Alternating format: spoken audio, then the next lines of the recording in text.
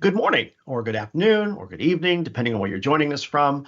Welcome to another episode of Industry Insights. I am your host, Jason Buffington. This week, I've got a really special guest.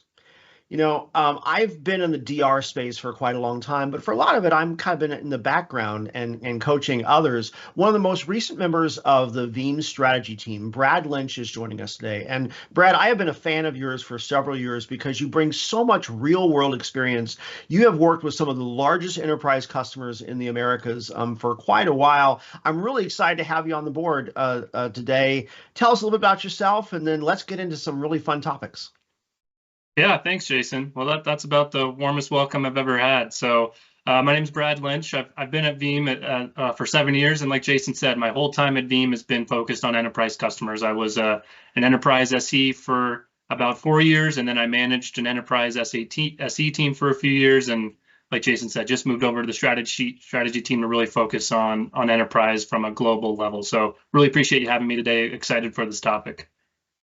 And this one's going to be a meaty one, right? So we're in our series around cyber resiliency. And certainly when you talk to, say, smaller, mid-sized organizations, I mean, everybody knows that they need a recovery. But I think enterprises really understand the nuances of recovery at scale, right? They never have a minor blip. It's always going to be something at scale. But I think there's some confusion around where disaster recovery, the traditional form of, fire, flood, earthquake, tornado, we're in almost all those seasons right now, and the premise of cyber resiliency. So, Brad, you brought some charts with us today. Let's kind of talk about how you see the differences between a traditional IT disaster recovery and what cyber resiliency really requires along the way. Can we go ahead and bring up the first chart, and then Brad, go ahead and unpack it for us. Yeah, absolutely, Jason. This is kind of one of my favorite slides to walk through with customers, especially nowadays. It's my conversations with customers. I was just saying this yesterday in a meeting. No longer do we even really talk about backup. It's all about cyber recovery and cyber resilience, and this really unpacks it and highlights all of that, right? Because as difficult as disaster recovery can be, we've all been through it. At the end of the day, at least with DR, what are you doing? You get to the benefit of using your latest recovery point, knowing that it's good, and you have the benefit of restoring it directly into production. Both of those things are completely not the case in a cyber recovery. You don't know if your latest recovery point is something you're going to use, and you really shouldn't restore it directly into production. And we'll talk about that on the next slide here. But I just think this really highlights the difficulty, and you see that gap between what's being reported up to the business and what's actually technical possible. Because people will do their DREs, their disaster recovery exercises, and they might feel really good about themselves. Hey, we achieved our 4-hour RTO or 8-hour RTO, whatever the RTO is to the business for that workload. But have you actually done a CRE? Have you done a cyber recovery exercise? Because if you haven't, there might be a big difference in that RTO that you're meeting for your DRs that you might not be meeting for your CR. So I think this slide really gets at the difficulty with the actual recovery process, and also highlights the probability and the scope of it, right? A power outage, a hurricane, things of that nature are much less common. A ransomware attack can hit you any day of the year. Sure. Man, you laid out some really good stuff in there. Let's go ahead and unpack a few different elements of that. So when I talk to folks about this, I basically say, look, your cyber recovery plan is an augmentation. It's an expansion of your disaster recovery plan, because in both cases, you're going to have recovery at scale, but it's almost like you need to follow the DR plan, but then have an asterisk next to each of the major steps to say, oh, if it's fire or flood, follow the plan. If it's cyber, go check out this appendix and then come right back to your plan, right? And the example that I give, and it's what you outline here. If you have fire or flood, first of all, you know which servers to fail over, right? They're the crispy ones or the drippy ones, right? So you automatically know which servers have been affected, and the data that's on the secondary copy right before they got crispy or drippy, that's good data. The exercise is how quickly can you get it back online, right? And as you mentioned, that's exactly not good data when we talk about cyber, right? So I think the other thing that you mentioned, you talked about RPO, you talked about RTO. Let's talk about SLAs. When you're doing disaster recovery testing, the only measure you really have is how quickly can you go from cold to functional. That's not the time frame that we're working with when it's cyber, right? Absolutely. Well, and you hit on a great point in terms of the scope. I like your crispy, drippy terminology there. I'll have to steal that. But the scope, and that's one of the points of this session, right? Is the containment and eradication part of this. And the scope is so critical that you hit on that point. Because so often you're gonna realize it's the worst day of your life when you unfortunately get this ransomware note. And typically what this ransomware note's gonna tell you is, hey, we encrypted everything, we exfiltrated everything, and we deleted all your backups. Well, that's not as simple as crispy and drippy, because these attackers are criminals at the end of the day, and the vast majority of the time that statement is untrue. It's like taking an exam. When the exam's questions is in absolutes, or the multiple choice answer is in absolutes, that's probably not the right multiple choice to pick. And when you actually have to do the containment, eradication, and figuring out the scope of the attack can be what takes so long during a successful cyber recovery process. And you can't just take these criminals at face value. You have to go figure out, okay, what was actually exfiltrated? What was encrypted? Did they actually delete my backups? And that's just another chink in the chain here that makes this process more difficult. Okay, so I think we're gonna this whole half hour is gonna be me borrowing some of your best lines and you borrowing some of mine, because I love the idea that if your metric is absolute, it's probably not the right metric for what you're doing here, right? Because we already know that the most current copy probably isn't the one that you want. You can't even really guarantee that the next to most current copy, or is it the day ago, or the 2 days ago, or the 4 days ago? We're iterating backwards makes recovery time non-predictable. Is that fair? I mean, how do we make that sound less scary to the kids at home?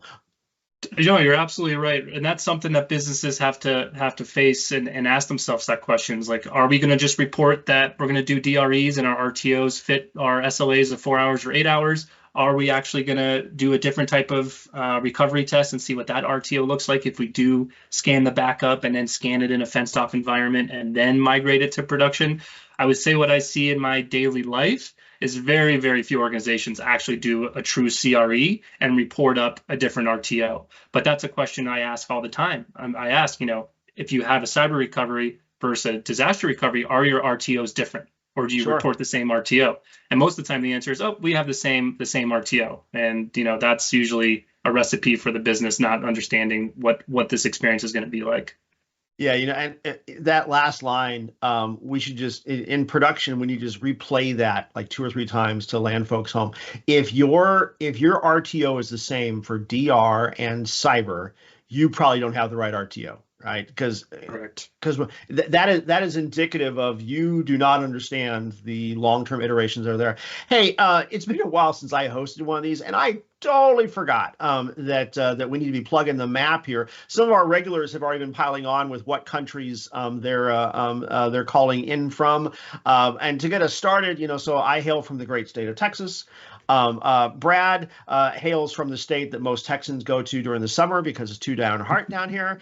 So he is coming from Colorado, or as I prefer to think of Texas wannabe or Texas Point 2.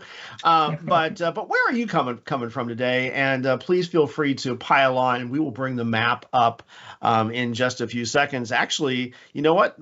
Looks like the faithful have been chiming in already. So let's take a look at where people are coming in from if the map is available.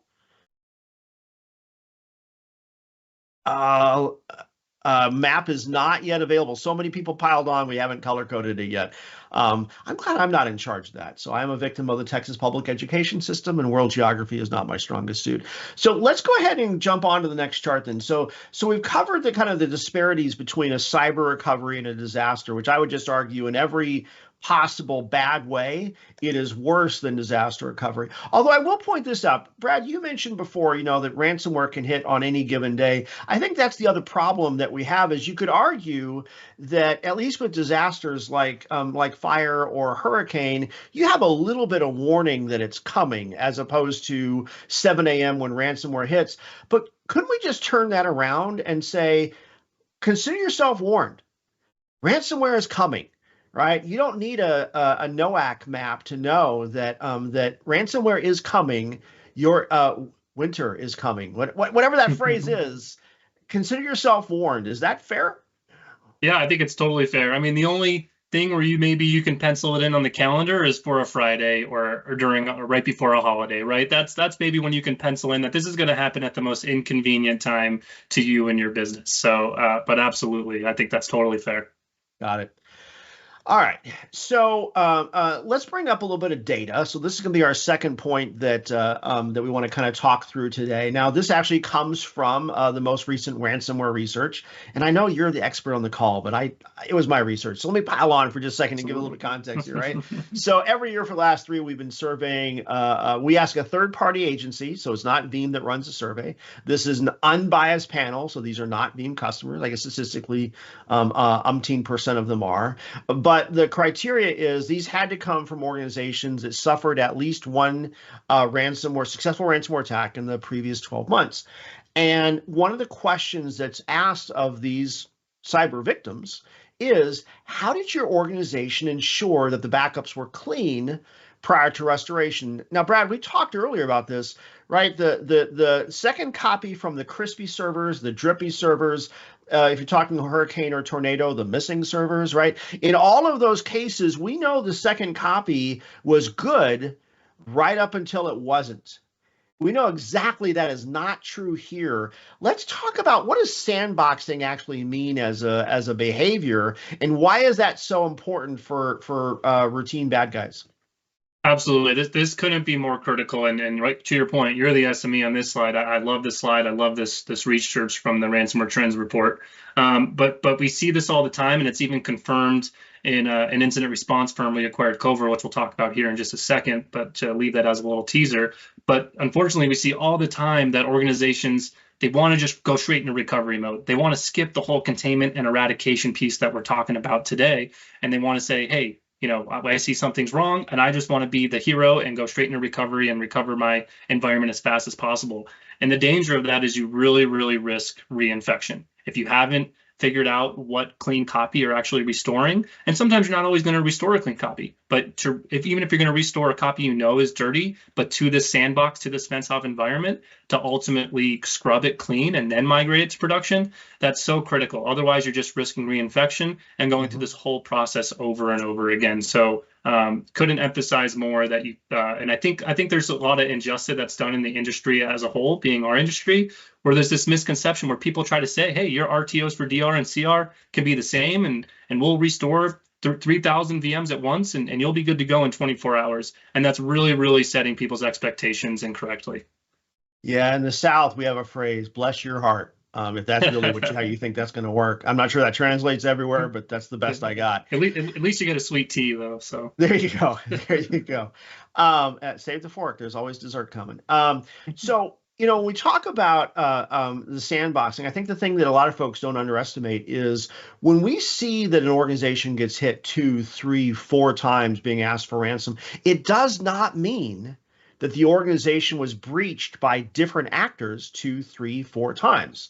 More often than not, and I'm amazed how often we hear this when we talk to C-level execs, is they just realize after the second or third attack, they didn't do a good enough job of cleaning up the holes from the outside, or, as this slide shows, they reinfected themselves. Now, my kids are a little older now. Brad, yours are a little bit younger. But how many times is it that a kid comes home from school and they are patient 0 in whatever came from, the local kindergarten, and after it runs through the whole family, they bring it back and it comes out a second and third time. The other example on this that I would point out to folks is I had a very unpleasant childhood when I was in middle school. The bully actually did take my lunch money more than once. Because once you've paid them one time, they know to come back to you in the future. So the ransomware folks just have to figure out, did they solve this? Did they solve this? Did they turn this back on, et cetera? Is that the right way to look at this, reducing the risk of reinfection? You're totally right. And that goes in, if you don't properly contain and eradicate, you're just going to reinfect yourself at the end of the day. We actually saw a case where a customer ultimately in their forensics saw that they thought they identified the compromised account, and they just reset a sub of accounts instead of resetting the passwords for all the accounts. Oh. Well, they go to do the restore. They think they're all good. Well, guess what? The forensics, they didn't properly analyze the forensics, or the bad actor did a good job cleaning up after themselves, and they didn't reset the passwords for the actual compromised account. and a ransomware spread through the environment for a second time. So your point is so valid, Jason. That's heartbreaking. All right, so speaking of subset of accounts, let's talk about a subset of countries. Let's go ahead and bring up the map and see where folks have been dialing in from today. We saw a lot of chatter on social media, so I'm kind of excited about this one. So, you gotta love it when Canada and Mexico both pile on, because that whole half of the hemisphere just starts to turn green, and that just makes me happy inside. As I mentioned, I hail from the great state of Texas. Brad is in Colorado. We've got production today coming out of Ohio, it looks like. So good for that. So what else we got? Okay, so over in Europe, I'm pretty sure that's Denmark. Portugal, if you've never been, is fantastic. Germany, I was there last week with the Veeam 100. Make sure to tune in, by the way, for the Thursday show on Veeam 100. They've got some really cool stuff that we shared last week. I'm so jealous. And then I'm pretty sure that's Romania. And we don't see Romania very often, so fantastic. Let's see, South America, what do we got? We got Ecuador's in the house, Chile's in the house. Again, gotta love it when my friends from Brazil chime on. A big chunk of the planet turns green with them. Those folks knew how to do barbecue and wine. I'm just going to point that out. Let's see, over in Africa, it looks like we got Ethiopia. Ghana's in the house. I think that's Togo. And we don't see you very often, so thank you so much for piling on. And then let's see, over in APAC, Malaysia's in, I think that's New Zealand and Thailand. Fantastic. Yeah, if you haven't chimed in yet or not represented, please feel free to let us know where you're dialing in from. And again, one of the things I love about this program is we do bring in these real world, lived it, done it, got the scars type folks. So if you have questions for Brad or me, please feel free to throw those in the comments as well. Hopefully this is giving you some fodder for your own conversations. That is one of the goals. That's, by the way, why we do all the research too, is to help you have hard conversations with your colleagues on what do you need to do to be more prepared, disaster, cyber, or otherwise. Now, Brad, this slide is really looking at how do you test the restores? How do you ensure that the restores are safe along the way? Now, that makes the assumption that your backups are good. So can we kind of talk through how do you test backups? Because if you're relying on the backup log to say everything worked fine, you're probably setting yourself up for disappointment on your worst day. Can I get an amen? Yeah. Amen. Absolutely right, Jason. And also your geography is pretty good for public school Texas, I have to say. So good call outs. But what I really like highlighting on this slide is this quote here on the left, right? So kind of teasing that Coveware acquisition again, that incident response firm we acquired. This is a quote from their CEO. You never rise to the occasion of a ransomware attack. You fall to your level of preparation. I mean, talk about a powerful quote. And that's just so true when you talk about the previous discussions that we have. If you're just expecting to wing it on the spot and being able to have a successful cyber recovery, let alone a disaster recovery, you're probably going to be mistaken. And when these guys get involved in incidents, when you ultimately call this incident response firm and you need their help more than anything, they'll tell you that they know in the first 30 seconds when they get on a call for the first time with an organization how well prepared they are or how much they're not prepared. They can tell right away. And so when you look into this in terms of how Veeam can actually help, it goes into a couple things, right? It's actually making sure you can test your backups. And I'm so aware of that. I try not to just say that flippantly in meetings. It's hard to test your backups. It's not as easy as just flipping a switch and you're off testing your backups. And it's not just human hours, but it's also infrastructure and compute. And somebody's got to write a check for that and take it seriously. But when you look at this, it has to do with, okay, using these YARA rules to actually make sure you find a clean backup. So once the incident's been declared, a YARA rule can quickly find if, hey, do we see any signs of this incident in previous backups and know when to start recovering? And then having all the plumbing, I like to refer to this as plumbing, have all the plumbing built out for this clean room, for the migration to production, in the order of VMs that need to be restored in. If you have all that plumbing built out beforehand, you just saved yourself hours and hours, if not days of work. So this is the importance of testing your backup and having a tool that can help orchestrate all that. Yeah, I tell people if you're not testing, you don't have a DR plan, you have a DR hope. And one of the things I love about, you talked about very quickly through some of the technical capabilities, but one that I really love is the idea that when you think about an enterprise class application, you're not just talking about a VM that needs to turn on, right? You're talking about, okay, I've got a backend database that has to come up. Then there's some middleware. Then there's a web-based front end. It all has to authenticate to a domain controller. It has to expose to a user-based client. I mean, there's a lot of steps that go in there. And if you're going to try to manually do that as part of the test, you won't test because it's hard. And so the idea of actually automating all of that work streams through a sandbox is absolutely invaluable along the way. Speaking of invaluability, so when we're going to talk about, you mentioned Coveware. So let's do a quick introduction of why did we bring Coveware into the Veeam family? I mean, besides the expert quotes from their CEO, talk about the breadth of what Coveware brings to Veeam customers. Yeah, I mean, this is, I've been at Veeam for 7 years. We've made a few acquisitions in this time. This is probably the most excited I've been for one. So Coveware is an incident response firm we acquired a few months ago. Essentially, they're the people you call when you're having that worst day of your life. If you have cyber insurance, your cyber insurance is probably going to refer you to Coveware or a Coveware-like company. And essentially, they provide 4 main services that are invaluable. First is that assessment piece, which we're really going to double click on in a second, which has to do with, okay, let's really understand the scope of the attack, going through the digital forensics, understand what account was compromised, how did the user move laterally, what IPs were they using, things of that nature. Was data exfiltrated? What data was exfiltrated? Kind of doing that whole forensics process to figure out the scope and then contain and eradicate. But these next 3 services are so critical, right? So from negotiation, they're actually going to negotiate with the criminals. It's not going to be you. It's not going to be us. It's going to be professionals that do this on a day-to-day basis that have these backgrounds like 3-letter government agencies of FBI, CIA, things of that nature, right? They have experience with this. So negotiating with those threat actors and having a great understanding of how they're going to respond. They have one of the most sophisticated threat actor databases. So based on the ransomware group that unfortunately is at your door, they have a really good understanding how they're going to react based on if you don't respond, if you do respond, are they going to respond maliciously and go after your customers or your employees, DDoS attack your environment? Are they going to quickly reduce their mandates and things like that if you don't? And then ultimately settlements and ending that downtime. So I clicked ahead just because when you started talking about that, the how are they going to behave?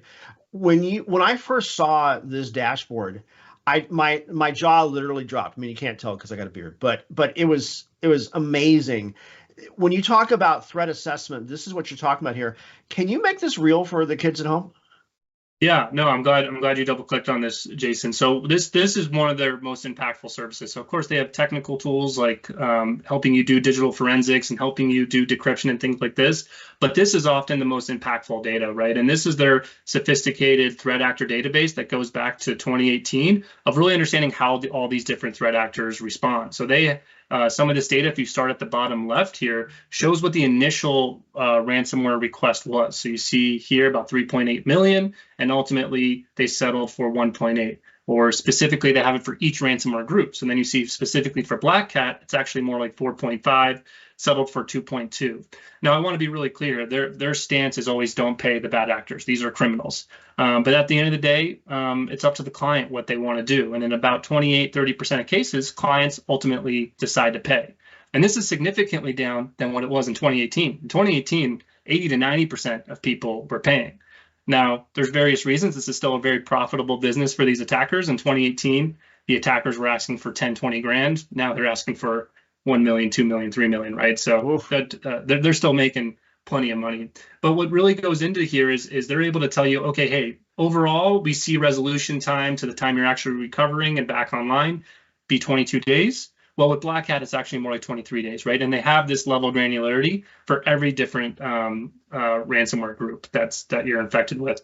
And then the other thing, I mentioned it earlier, almost always these ransomware notes are going to say, we encrypted everything, we exfiltrated everything, we deleted all your backups. And almost always that is not the case. So using their forensic tools, going through logs, things of that nature, you're able to figure out, okay, how much of the data was actually exfiltrated, what was encrypted, what data was exfiltrated. Maybe you don't care about the data was exfiltrated. Was it sensitive data? Was it not sensitive data? That's a really critical part to figure out. So anyways, this forecasting piece is a huge component of their services they offer.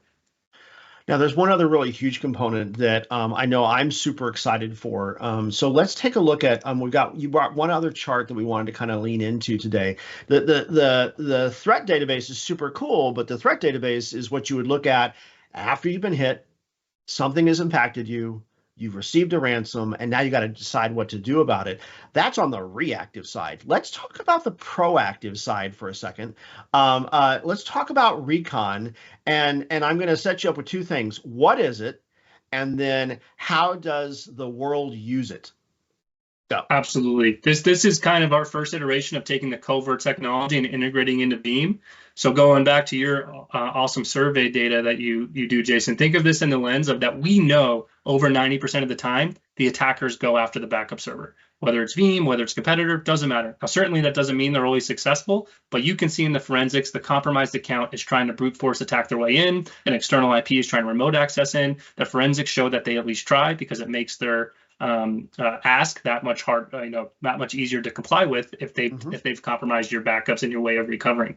So Sure. enter in this recon threat assessment tool. So what this is doing, to your point, is being proactive, not reactive. It's proactively scanning your backup server to look for that suspicious behavior, to look to see if somebody's trying to brute force attack their way into the server, to see if an external IP you're not familiar with is trying to remote access in, to see if data exfiltration tools are being downloaded on that server to steal data. And it maps all of that to the MITRE ATT&CK framework. And just an example on the screen is it's looking at your Veeam events, your Windows events, things of that nature. If it sees somebody even tries to delete a backup, it makes you aware of that. So this is a really great tool to be proactive. Last thing I'll say here is I talk about this in the sense of coupling this with a honeypot decoy server. So now you're using this in a way where if anything lights up on this screen, that's a critical event because nobody should ever be logging into this machine. So even if you see somebody successfully log into this machine, that's creating all types of alerts within the security organization. So I like to couple kind of both those methodologies together. So we name a server something like, super secret stuff, do not enter. And exactly. And then fill it with text files and just see what happens. Exactly. Okay, and now this sounds too good to be true. How do folks get this? I mean, like every Veeam customer, every non-Veeam customer, does everyone get to just download this for free? What does that look like? Yeah, great question, Jason. So this is part of the Veeam Data Platform Premium Edition. We have Foundation, Advanced, and Premium. So this is available if you're a Premium customer today. This actually became available just this week. So you already have access to this. If you go into your My Account portal, you'll see it for Premium customers. And if you're not a Premium customer today, you're Foundation or Advanced, we'd love to have you be a Premium customer. One more reason to become one, right? Exactly. So, all right, look, we got about 90 seconds left in the program. Brad, again, you talked with some of the largest enterprise customers that Veeam has, at least for the last several years within the Americas, and now you're a global asset to Veeam.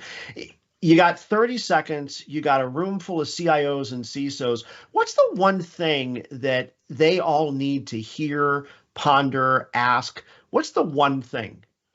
Yeah, I think I might use this two thing, but the biggest thing I try to let people walk away with is please have an immutable backup, whether it's primary, secondary. We don't have a support case in our logs that say that somebody was able to successfully delete our backups if they had an immutable backup. And the second thing is actually test your backups. Are your RTOs the same for CR and DR? If they are the same, you probably don't have a proper plan in place for CR. You know what? Those were both so good. I'm going to let you have both of them. Hey, again, Brad, thanks for bringing the real world to the show for today. Thanks for joining. We could definitely have you back again sooner than later. On behalf of Veeam, thanks everyone for watching, and hope you have a great rest of the day. Bye now.